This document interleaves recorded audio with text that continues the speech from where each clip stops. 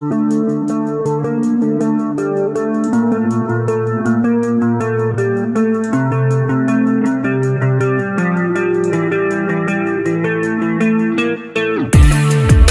है आपका फिर से एक मजेदार फ्रेश वीडियो में, जहाँ पे आप सीखोगे कुछ बेहतर अपने ज़िंदगी के लिए। अगर आप किसी भी कॉलेज या स्कूल में पढ़ाई करते हो तो ये कहानी आज आपको पूरा ज़िंदगी में ऐसा सबक सिखाएगी जो कहीं ना कहीं आपकी ज़िंदगी बदलने के लिए बहुत ज़्यादा काफ़ी मदद करेगी। और साथ ही साथ अगर आप इस चैनल पर नए हैं तो इस कहानी ख़त्म होते ही मैं श्योर हूँ कि आप जरूर इस चैनल को सब्सक्राइब करोगे, क्योंकि ये कहानी हर उस इंसान के लिए जो कहीं ना कहीं कॉलेज, स्कूल या फिर किसी भी तरह की पढ़ाई या एग्जाम की प्रिपरेशन कर रहा हो। ये कहानी है एक ऐसी लड़के दीक्षा की जो एक छोटे शहर में अपनी मम्मी और पापा के साथ रहती थी। दीक्षा के पापा एक प्लाईवुड कंपनी में लकड़ी कारखाने में काम करते थे और दीक्षा की मम्मी ये आसपास के घरों में जाकर बर्तन धोने का काम करती थी। बस यही उनकी जीविका थी और यही उनकी रोजी रोटी चलाने के आम सोर्सेज थे, जिससे वो पैसे कमा के अपनी बेटी के लिए प्यारा सा और उसके ज़िंदगी के लिए कॉलेज की फीस और साथ ही साथ उसकी ज़िंदगी की तैयारी के लिए उसे अच्छे अच्छे सपने देखने के लिए हमेशा उसकी मदद करते रहते थे। दीक्षा अपने मम्मी पापा की बहुत लाडली थी, क्योंकि माँ बाप को हर बच्चा प्यारा ही होता है। और साथ ही साथ दीक्षा हमेशा अपने मम्मी पापा से कहती थी कि मुझे बड़ा होकर डॉक्टर बनना है, और वो इस बात से लेके बहुत खुश थी कि चलो हमारी बेटी पढ़ने में बहुत होशियार है, चलो एक न एक दिन कहीं ना कहीं ये काम कुछ सालों के लिए, कुछ साल के बाद बेटी अगर बड़े हॉस्पिटल में काम लग जाएगा तो हम आसानी से अपनी ज़िंदगी को जी पाएंगे और ये हमारे खर्चा उठाएगी और हमारी ज़िंदगी खुशी से बीत जाएगी। दीक्षा अभी क्लास में पढ़ रही थी और साथ ही साथ कुछ बिगड़ी टाइप की थी, लेकिन फिर भी वो थोड़ी समझदार थी, लेकिन समझदार होने के साथ साथ नासमझ भी थी। प्रॉब्लम ये थी कि एक दिन दीक्षा के पापा घर से आए तो उसने बोला कि बेटा पढ़ाई कैसी चल रही है। उसने बताया कि बहुत अच्छा चल रहा है पापा, बस बहुत अच्छे से पढ़ाई चल रही है। आज तो स्कूल में मैंने इतनी सारी चीज़ें पढ़ाई की। दीक्षा के पापा बहुत खुश थे कि मेरे बेटी इतनी अच्छे से तैयारी कर रही है। वो अपने कारखाने में जाके अपने फ्रेंड से और ऑफिस स्टाफ से जो भी उनके साथ काम करते थे सबसे बताते थे कि मेरी बेटी बड़ा होकर डॉक्टर बनेगी, और वो खूब मन लाके पढ़ती है। वो इतनी होशियार थी कि जब भी टाइम मिलता वो कभी भी उसकी तारीफ करने से पीछे नहीं हटते थे। बस यही वजह थी कि उनके लिए और भी ज़्यादा स्पेशल थी।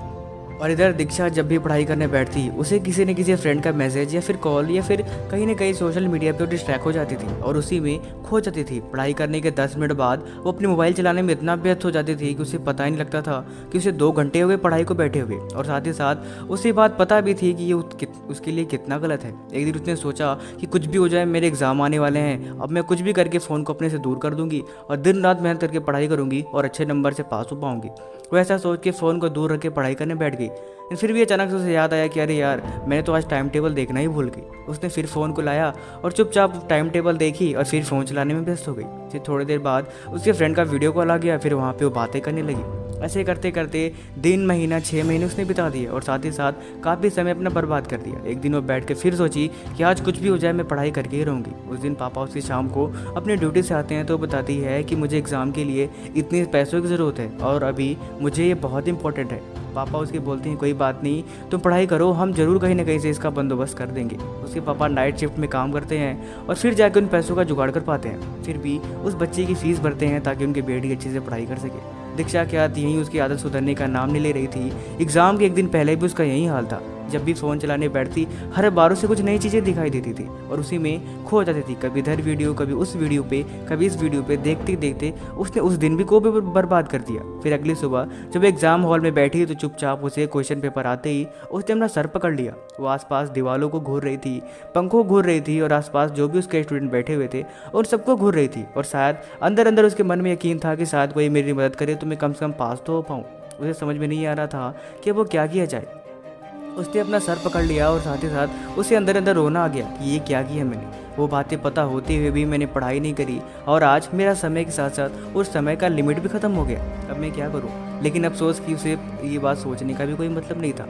उसने किसी से मदद लेने की सोची भी, लेकिन वो पॉसिबल हो ही नहीं पाया। और अंत में एग्ज़ाम के बाद रिजल्ट आया कि वो अच्छी तरह से फेल हो चुकी है। और साथ ही साथ उसे इतना अच्छा लगा कि उसे फिर आगे क्या हुआ होगा आप बेहतर तरीके से जानते हैं। मज़ेदार बात यह है कि आखिर उसने क्या किया होगा। उसके मम्मी पापा जो भी उनके फैक्ट्री में या फिर उनके साथ साथ जो भी वर्कर्स काम करते थे उनको क्या जवाब दिए होंगे। उसने समय बर्बाद कर दिया, पैसे को बर्बाद किया और साथ ही साथ अपनी वैल्यू भी मम्मी पापा की नज़रों में गिरा दी। उसे नहीं पता उन्होंने कितनी मेहनत से तैयारी कराई थी और उसकी एक छोटी सी हरकत और छोटी सी गंदी हरकत की वजह से आज उसने पूरा साल बर्बाद कर दिया। बैठ के रो रही है, पछता रही है, लेकिन सच तो ये है कि उसका कोई फ़ायदा ही नहीं। अब उसके रोने का या पछताने का कोई फ़ायदा नहीं है, क्योंकि उसने समझदार होते हुए भी बेवकूफ़ी वाला काम किया। उसे पता था कि वो कितना गलत है, फिर भी उसने कभी उसको ध्यान नहीं दिया, उसको भी ठीक नहीं किया और अब वो बैठ के पछता रही है। लेकिन आपको भी पता है उसके पछताने का कोई फ़ायदा नहीं है। इसीलिए आप ऐसी गलती ना करें, क्योंकि उसके पास तो टाइम नहीं मिला, लेकिन आपके पास अभी बहुत सारा टाइम है। अभी भी से भी समझ जाए तो आपके लिए बहुत बेहतर है। बाकी आपको ये वीडियो कैसी लगी कमेंट करके ज़रूर बताएं, और साथ ही साथ अगर आपको कोई कहानी अच्छी लगी है तो उस फ्रेंड के साथ ज़रूर शेयर करें जो ज़्यादा से ज़्यादा समय फ़ोन चलाने में बिताता है, ताकि उसे भी इस बात के लिए रिएक्शन हो सके। अगर आपको किसी भी तरह क्वेश्चन है तो कमेंट बॉक्स में पूछ सकते हैं। थैंक यू सो मच, और हमें इंस्टा और टेलीग्राम पे ज़रूर ज्वाइन कर लें, लिंक डिस्क्रिप्शन में।